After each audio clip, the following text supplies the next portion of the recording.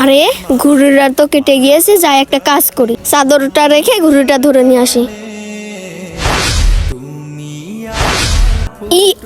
আরে যা, ঘুড়িটা ধরতে পারলাম না, অনেক শীত লাগছে, যাই গিয়ে চাদরটা পরে নি। আরে আমার চাদরটা কোথায় গেল?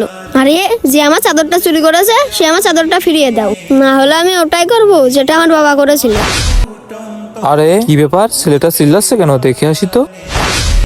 এই ছেলে, তোমার কি হয়েছে? তুমি এমন চিল্লাচ্ছ কেন? বাসের উপর চাদর রেখেছিলাম, কে যেন চুরি করেছে।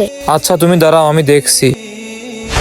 এই অনেক শীত পড়ছে, চল ব্যাডমিন্টন খেলি গে। শোনো শোনো শোনো, আমার চাদর এখান থেকে চুরি হয়ে গিয়েছে, চাদর যদি না পাই আমার বাবা যেটা করেছিল আমি ওটাই করব। তোমার বাবা কি করেছিল?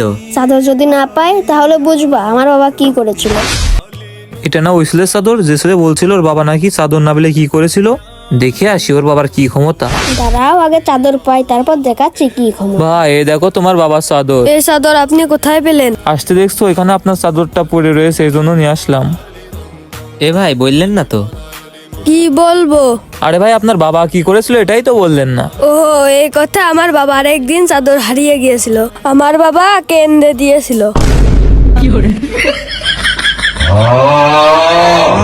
বন্ধুরা, শৌখিনের এই চালাকির জন্য ভিডিওতে একটি লাইক করে যাবেন।